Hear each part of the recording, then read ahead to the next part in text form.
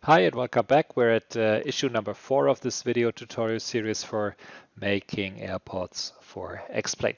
And this one will be called Placing the Airport Boundary, and we're also going to do some other stuff. First, while you guys were away, I changed the name of the airport to fit within the 30-character limit that X-Plane imposes on us, and I'm just calling it at Raleigh Exec Airport at Sanford. And let's go right away into doing the airport boundary. You remember when we try to validate this with having the correct or the highest level airport scenery gateway as an export target selected, it would complain that there was no boundary. We'll do that again real quick here, validate, and you can see error, no boundary. So we're going to fix that right away. The boundary obviously goes into the folder that's called Tower, Beacon, and Boundaries. I like to call this folder airport stuff because we're going to place some airport stuff that is not only the boundary but also beacons, windsocks, and so on. I like to have all this in one folder. You can do it whichever way you like, but I call it airport stuff. And we'll start with the boundary. Now the boundary or the subject of the boundary is a complex one. I'm going to display the Esri imagery again. And the boundary denotes the boundary between the off-airport area and the on-airport area, the premises of the airport, basically. So it does follow loosely the fence around the airport, or if the airport doesn't have a fence, basically the area that is, being mowed, being kept, or being kept clear of obstacles for airplane operation, but also this part where it has buildings and everything. So I'm just going to place the boundary, and you can follow along. And placing boundary is done by clicking this little area here. There's a little fence symbol on there, but it's important to know that we're not actually placing a fence. If you want a fence around your airport, we can do that later, but this is not how you do it. And I would start right here, and then I'll go over here. Make sure that you don't place too many nodes, really, because this is valid for many things.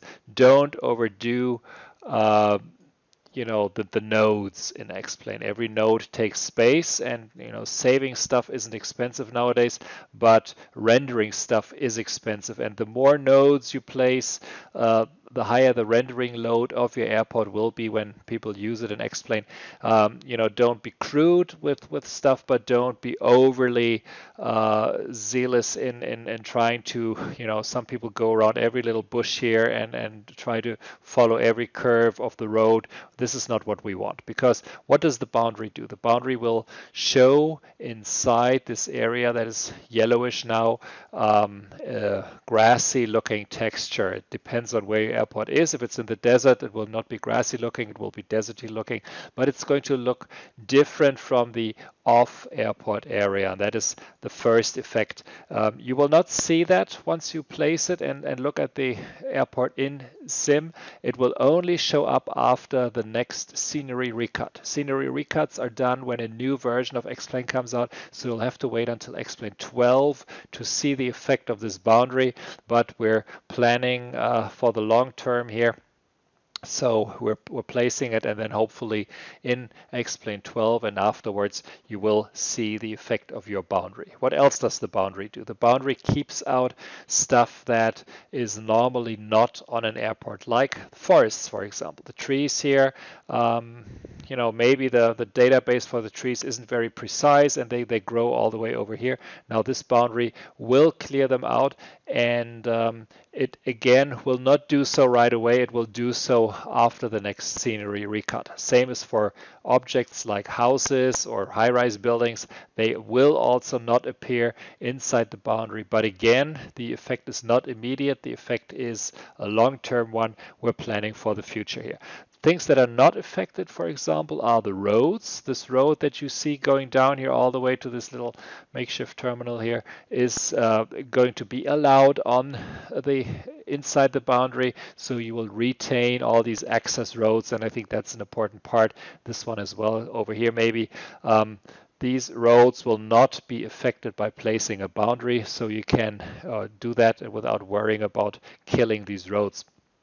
And probably one of the most important effects of boundaries is they will have a smoothing effect on the terrain variance, the terrain undulation that you may have inside this airport. We picked an airport on really flat terrain, so it's not an issue, but sometimes if you're in a mountainous area, you will place your runway and you look at it in the simulator and say, hey, no one can land there. This is way too steep. And you remember we had this discussion when we talked about clicking the, oops, here we go, the always flatten button, and I said don't do it unless you really have to, but if you have to and you click always flatten, then wait for the next recut, and if you placed a good boundary, then try without the flatten after the next recut when X-Plane 12 is out, and then most likely the area inside the boundary is smoothened out. You will still see undulations, you will still see the runway rise and fall, but it's smoothed out so that you can use it with an airplane. And this is probably the most important effect of placing a boundary. Now the airport boundary, I clicked on airport stuff when I did it, and this is also something that I'm going to show you right now. Whenever you add something in X-Plane, it will be added right on top of whatever you have selected right now. See if I could place a second boundary. I have airport boundary 1 selected here. I just put it over here just for demonstration purposes, and you see it shows up right over this boundary. If I click on markings, place another airport boundary, it shows up, oops, I missed this little one here, right over markings. Now this makes adding lots of things easy because they just keep, showing up or keep being added right on top of the old one. If you add like all these cars here in the parking lot, you would have them all grouped together, which is convenient. But it's also dangerous, and this will happen to you again and again as you add stuff. For example, if you have, let's say you looked at this marking here, the default hold runway 03, which is over here, and you selected it and you moved it or whatever, and you didn't pay attention, and you collapsed the markings. It's still selected. You can see it down here in this pane. It's still selected, but you don't notice. Now you add another boundary, and you do this over here, and you have it added. But where is it? It's nowhere to be seen. You can see it here. Now if I click somewhere else, it's not here anymore, because if you click not on anything, that means you unselect whatever you had selected before, and you can still see it here, but you cannot find it anymore. Well, you have to know that it was added right on top of default hold runway 03. So what I'm trying to say is be careful what you have selected when you add something new, and if you don't know what to do, you just click on the airport, and then let's say you add another boundary, and you will see that it then shows up right underneath as the first entry, because basically you have everything selected when you click on the airport. So again, it gets put on top of everything, which is right here. Now, that being said, I added many boundaries that I don't want. So I'm going to kill all the ones that I don't want. You can see another convention when you select something in WED.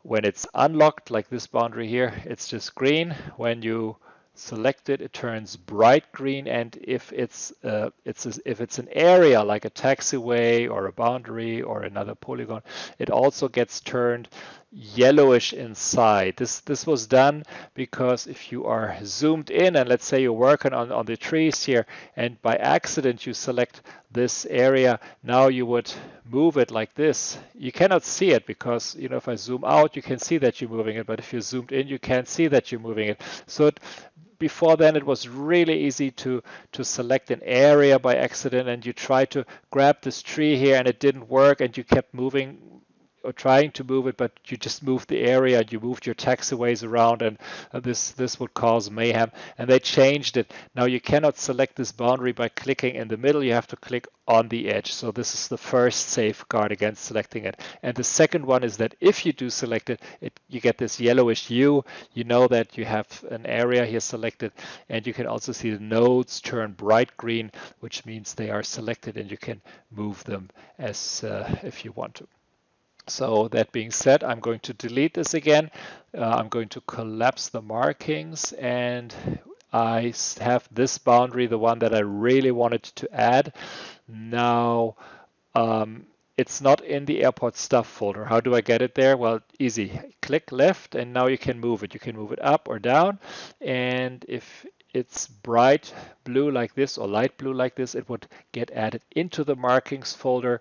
So I could put it into the airport stuff folder, or I could move it here, and then it gets inserted wherever the red line is. And if I let it go, it jumps right there. Now it's also in the airport stuff folder.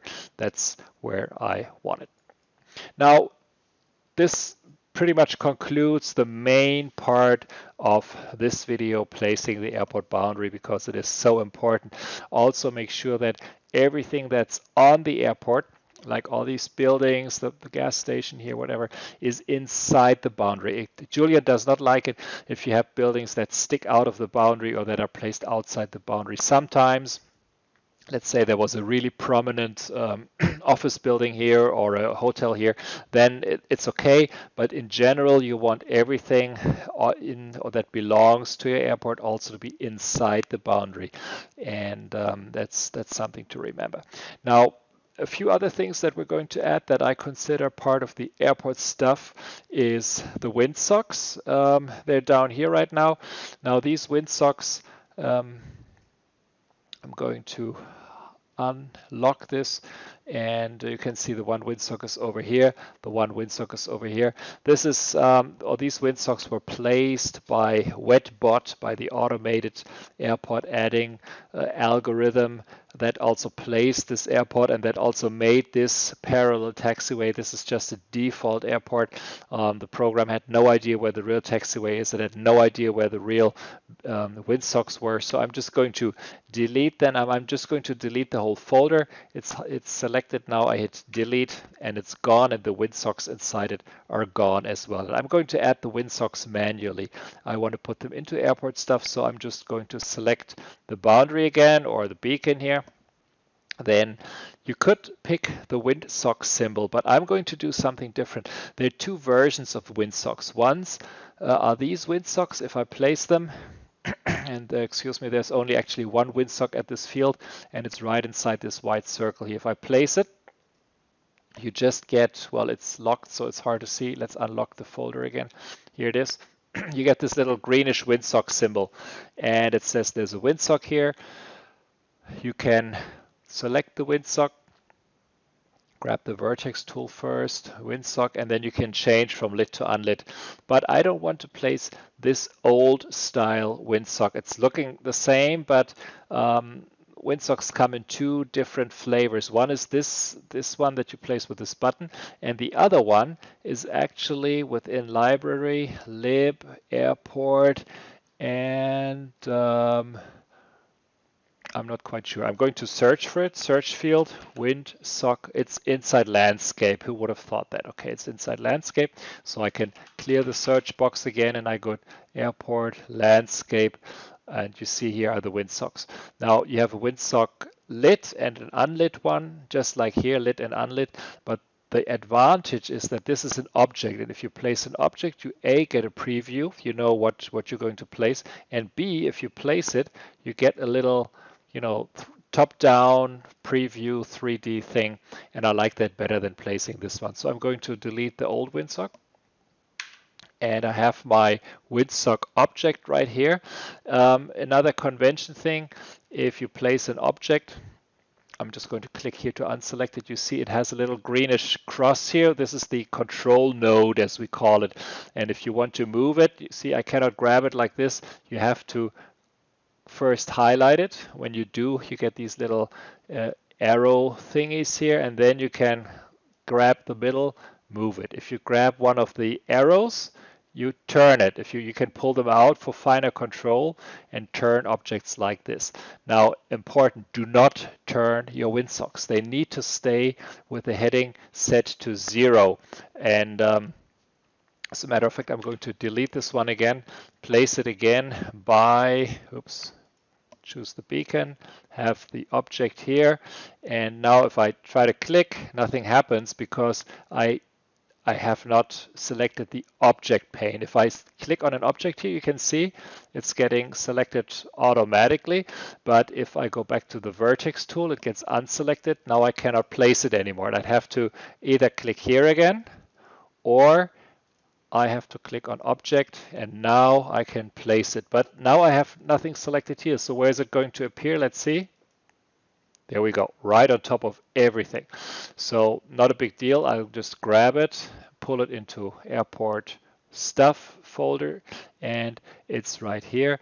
And it's maybe not in the very middle. So again, I'm going to, if I wanted to move it now, what happens if I click? I just add another windsock because I'm still in the placing objects mode, but I don't want that, so I'll delete it.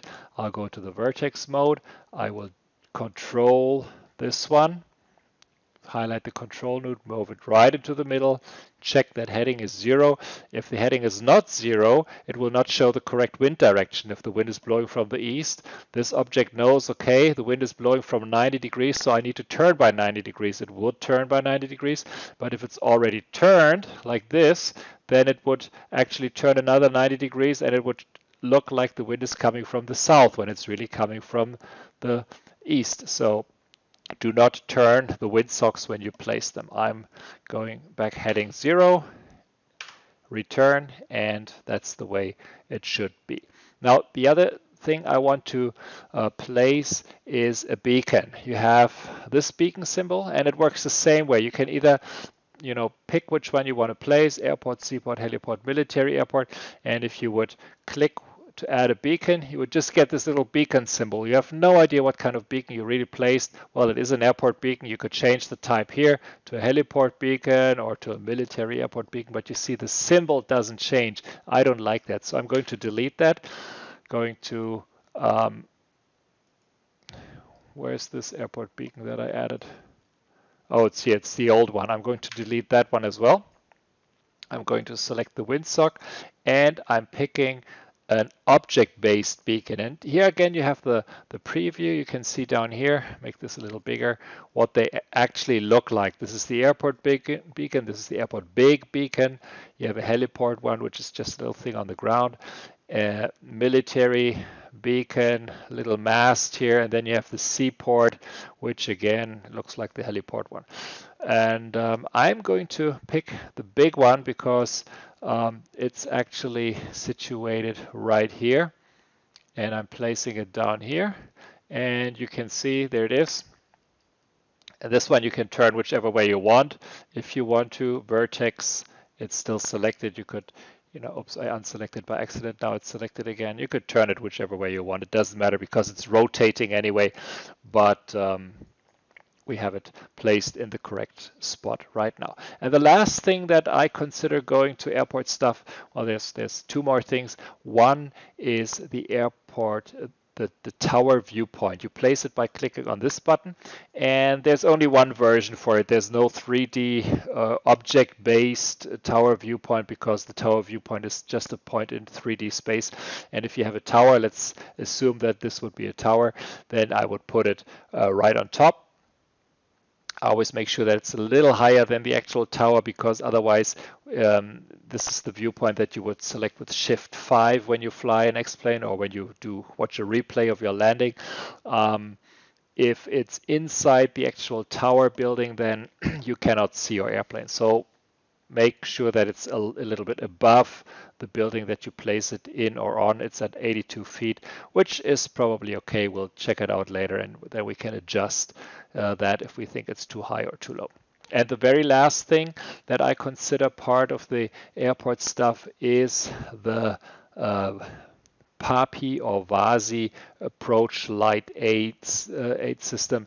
The PAPI for runway 03 is over here. So what you do is you click on lights. It's a light fixture. You can pick which type you want, and obviously this is a PAPI left side. You also have the PAPI 20 degrees, which would be okay for the space shuttle. It just works like the regular PAPI as far as I can tell. And you can specify the approach angle. It should be at 3 degrees for most airports. So again, if you place it and just click, you can see the heading is 0, so it would be facing to the north. No plane could ever see it approach. So what you do is you click back to vertex, and now you get these little arrows, and you can turn it. And I just turn it until it points down the runway. And you don't get a preview, but if you look in X-Plane, you would get 1, 2, 3, 4 little lights, and you would try to place it between the second and the third. And then sometimes they sit on a little concrete pad that you can later on model. This one doesn't seem to. It just looks like it's sitting right there. And then we'll look over here if we have one on this side. I think we do. We'll place one just in case. Click light fixtures again, PAPI left side, maybe over here. And now as I place it, I'm already, see what I did? I clicked and I didn't let go, and I'm pulling this little arrow in the direction that I want the object to face, and that saves me the step of selecting and, oops, here we go, and turning it. You can do that with every object that you place. If you don't let go but drag out, then you get this little arrow and it points in the correct direction. We'll check later if this PAPI is really here or not. Could also be over here. It's a little blurry to see, but again, SkyVector chart will tell us if there's a PAPI or not. There are some other options here for light fixtures. We'll place those later. For example, the wigwags. Those are the little lights that sit at the sometimes sit at the hold short lines, and they flash from left to right to tell the pilot to watch out, the runway is right in front. I don't think this airport has any, but I would not put that into airport stuff. I usually make my own folder for wigwags because there's so many at an airport. Okay, this was placing the airport stuff, and now we want to see if we were successful. We went to export targets, airport scenery gateway. I'm going to do a validation run, and yes, this is what we want. Layout is valid, no problems found. I'm going to export my scenery pack again. Again, we get no hint that it worked, but I assume that it did. And now remember what I said about airport.dat and DSF. We'll check back in this folder real quick to see if what I said would happen is true. X-Plane, custom scenery, Sanford Lee, here's our airport. And there we go. We have the EarthNav data. We have the airport.dat. We had that before. Now we have, or WET created this folder for us. Plus 30, minus 80, latitude and longitude. And inside we have a DSF file for the plus 35, minus 80 degree tile, which means I have data for this tile, for this latitude, longitude tile inside this file, and it's holding the data that we placed for the objects, most likely this beacon and this windsock. And that information is stored in this little DSF file that WET now saved in this X-Plane folder, and X-Plane can read that when we fly in X-Plane. Okay, this concludes this video, and stay tuned for the next one.